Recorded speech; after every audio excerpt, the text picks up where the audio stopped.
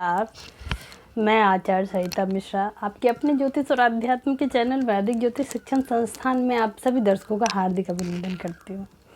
आज के इस विशेष कार्यक्रम में मैं आपको 16 संस्कारों में मुंडन संस्कार का क्या महत्व है, इसकी संपूर्ण विधि की आज मैं आपको जानकारी दूंगी कि इस मुंडन संस्कार का शास्त्रों में क्या महत्व है, इसकी संपूर्ण प्रक्रिया क्या होती है, इन सभी के बारे में आज मैं विस्तार से आपको जानकारी दूंगी। तो कार्यक्रम आप सभी के लिए बहुत ही खास है, तो मेरी इस जानकारी में आप सभी बने रहिए। और यदि आपको मेरा ज्योतिष संबंधी कार्यक्रम पसंद आ रहा है तो मेरे वीडियो को लाइक करें।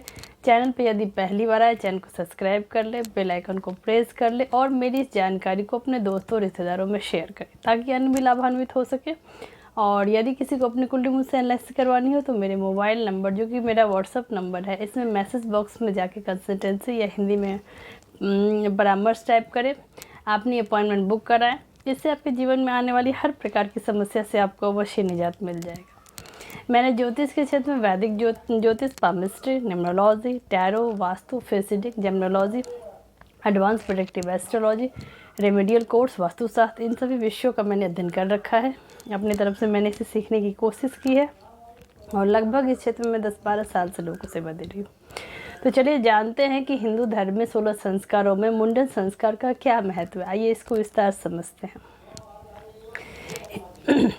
हिंदू धर्म के सभी 16 संस्कारों में मुंडन संस्कार एक महत्वपूर्ण संस्कार माना जाता है।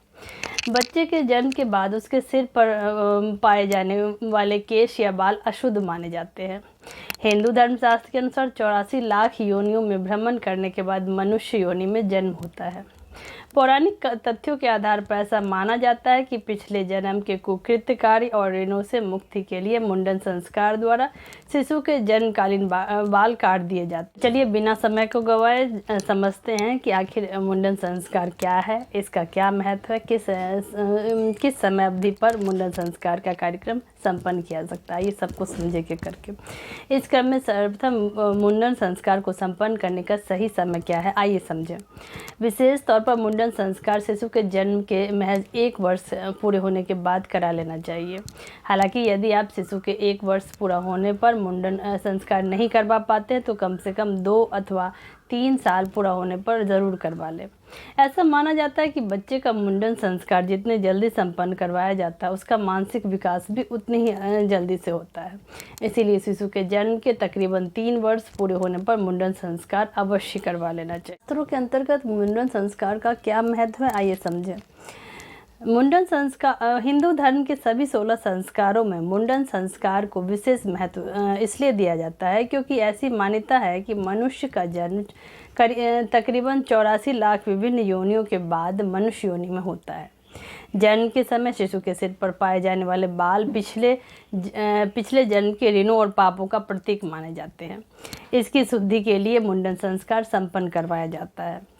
जन्म से पूर्व शिशु के मस्तिष्क में बहुत से ऐसे पार्श्विक संस्कार और विचार रहते हैं जिसे मनुष्य योनि में जन्म लेने के बाद पूरी तरह से हटाना बेहद ही आवश्यक माना जाता है। ऐसा माना जाता है कि अगर मुंडन संस्कार न करवाया जाए तो शिशु के मन मस्तिष्क पर पिछले जन्म के अनुपयुक्त विचार विद्यमान रहते हैं। इन्हें जड़ से हटाने और उसके स्थान पर मानवतावादी विचारों को प्रतिस्थापित करने के लिए मुंडन संस्कार को क्रियान्वित किया जाता है। अगर मनुष्य योनि में जन्म हुआ है तो शिशु के अंदर मनुष्य के गुण आना बेहद आवश्यक है।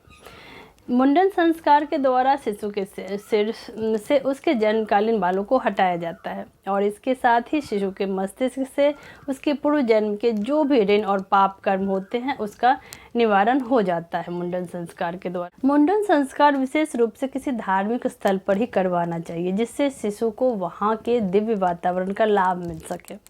मुंडन संस्कार के दौरान बहुत सी ऐसी विधि होती है जिसका प्रतिपादन विधिवत करवा लेना चाहिए।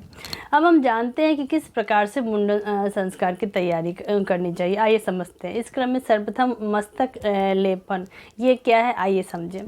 मुंडन संस्कार के दौरान सबसे पहले शिशु के बालों को पानी में गाय का दूध, दही और घी मिलाकर भिगोते हैं। हिंदू धर्म में गाय को माता का दर्जा दिया गया है, जो कि काफ़ी परोपकारी और सौम्य प्रवृत्ति की होती है। लिहाजा शिशु के बालों को गौ पदार्थों से इसलिए भिगोया जाता है ताकि इसके अंदर भी गौ माता के सभी परोपकारी गुण समा सके।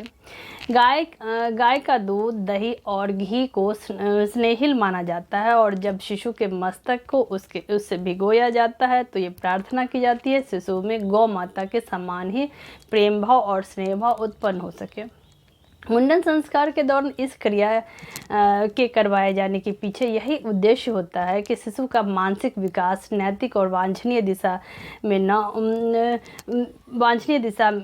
हो, न कि अनैतिक और अवांछनीय दिशा में। मुंडन संस्कार के दौरान सबसे पहले माता पिता शिशु को गोद में लेकर उसके सिर को दूध, दही और घी के मिश्रण से बाल को गीला करते हैं। इस दौरान माता पिता ईश्वर से शिशु के मस्तिष्क के उत्तम विकास और भविष्य के लिए ईश्वर से प्रार्थना करते हैं। अगली विधि है त्रिशाखा बंधन। ये क्या है, आइए समझें। मनुष्य के मस्तिष्क को अपने आप में एक चमत्कार का केंद्र माना गया है। मनुष्य के मस्तिष्क को परस्पर 3 भागों में विभाजित किया गया है, जो है निर्माण केंद्र, पोषण केंद्र और नियंत्रण परक केंद्र। मस्तिष्क के इन तीनों केंद्र को परस्पर ब्रह्मा, विष्णु और रुद्र यानी कि शिव से संबंधित माना गया है। मुंडन संस्कार के समय शिशु के बालों को 3 भागों में विभाजित किया जाता है। तीनों हिस्सों को कुश से बंधे कलावे से बांधा जाता है। सिर के बालों को 3 हिस्सों में बांटा जाता है। पहला गुच्छा आगे की तरफ और बाकी 2 हिस्से परस्पर सिर के दाएं और बाएं तरफ बांधे जाते हैं। सबसे पहले सिर के दाएं बालों के गुच्छे, जिसे ब्रह्मा ग्रंथि कहते हैं, उसमें मंत्रोच्चार के साथ ही कलावा बांधा जाता है। इसी तरीके से शिशु के सिर के बाएं हिस्से के बालों को कलावा से बांधना चाहिए और भगवान विष्णु से कामना करें कि बच्चे के मस्तिष्क का संचालन केंद्र विष्णु जी की शक्ति उसे प्रतिबद्ध। इसी प्रकार शिशु के सिर के अगले हिस्से के बालों को कलावा से बांधा जाता है और भगवान रुद्र यानी कि शिव जी से कामना की जाती है कि शिशु के मस्तिष्क पर किसी प्रकार का अशुभ शक्तियों का वर्चस्व न रहे। अगली विधि है छुरा पूजन। ये क्या है, आइए समझें। मुंडन संस्कार के लिए प्रयोग किए जाने वाले छुरा या अस्तूरे भी ऐसे ही नहीं होने चाहिए जो विशेष रूप से इन्हीं प्रयोजनों में इस्तेमाल किए जाने वाले हों। ध्यान रखें कि इस संस्कार के लिए पुरानी कैंची या अस्तूरे का प्रयोग ना करें, बल्कि नया और तेजधार अस्तूरा का इस्तेमाल करें। प्राचीन काल में मुंडन संस्कार के दौरान पुरोहित ही अपने पास रखे नए अस्तूरे से मुंडन संस्कार संपन्न करते थे, लेकिन आजकल ये काम नाई के द्वारा करवाया जाता है। इस समय पे इस बात का खास ख्याल रखें कि जो भी अस्तूरा या कैंची प्रयोग में लाई जाए वो पहले से इस्तेमाल ना की जाए, वो बिल्कुल नई होनी चाहिए। जिस औजार का इस्तेमाल मुंडन संस्कार के लिए किया जाने वाला हो उसे सबसे पहले मिट्टी का लेप लगाकर गर्म पानी से अच्छी तरह से धो लें। इसके पश्चात उस छुरी या अस्तूरे को पूजा के लिए तैयार की गई तस्तरी में रखें। इसके बाद छुरी पर कलावा बांधें और धूप, दीप, फूल और अक्षत से विधिवत पूजन करें। छुरे या अस्तूरे के इस पूजन का विशेष उद्देश्य यह है कि मुंडन संस्कार के लिए प्रयोग किया जाने वाला औजार मंत्रों की शक्ति से समाहित हो सके। मुंडन संस्कार के क्रम में अगली विधि है त्रिशाखा कर्तन। ये क्या है, आइए समझें। शिशु के सिर के बालों को 3 विभिन्न केंद्रों में विभाजित करने के बाद दैवीय शक्तियों से कामना की जाती है कि शिशु में किसी भी प्रकार का कुसंस्कार, दुष्ट प्रवृत्तियां ना आए। जिस प्रकार से जंगल में पनपने वाले जंगली पौधे को समय समय पर काटना जरूरी होता है, ठीक उसी प्रकार से शिशु के जन्म के बाद उसके जन्मकालीन केशों को काटना बेहद ही आवश्यक होता है। क्योंकि शिशु के केश को 3 हिस्सों में बांटा जाता है, ब्रह्मा ग्रंथि, रुद्र ग्रंथि और विष्णु ग्रंथि। ब्रह्मा ग्रंथि कर्तन को काटने का उद्देश्य ये होता है कि शिशु के मस्तिष्क में किसी भी प्रकार का द्वेष, ईर्ष्या और विध्वंसक विचार ना आ जाए। इसी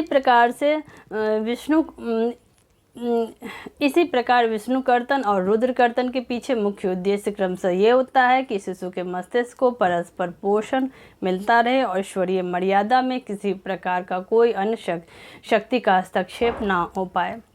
मुंडन संस्कार के दौरान विशेष रूप से पुरोहित ही शिशु के बालों की 3 ग्रंथियों को परस्पर मंत्रोच्चार के साथ काटते हैं।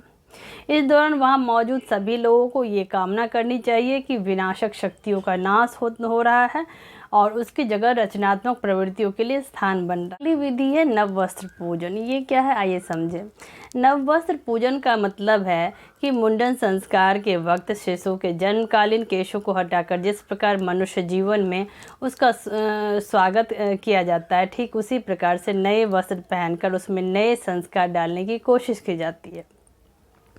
जिस प्रकार सांप अपनी केचुली बदलकर नए जीवन में प्रवेश करता है, ठीक उसी प्रकार से मुंडन संस्कार के दौरान शिशु को भी पिछले जन्म के कृत्य से मुक्त करवाने के लिए उनके जन्मकालीन बालों को हटाया जाता है और साथ ही पुराने वस्त्रों को उतारकर नए वस्त्र धारण करवाए जाते हैं। इस क्रम में एक तस्तरी में शिशु के नए वस्त्र को रखा जाता है और उस पर अक्षत और फूलों को चढ़ाने के मंत्र का उच्चारण किया जाता है।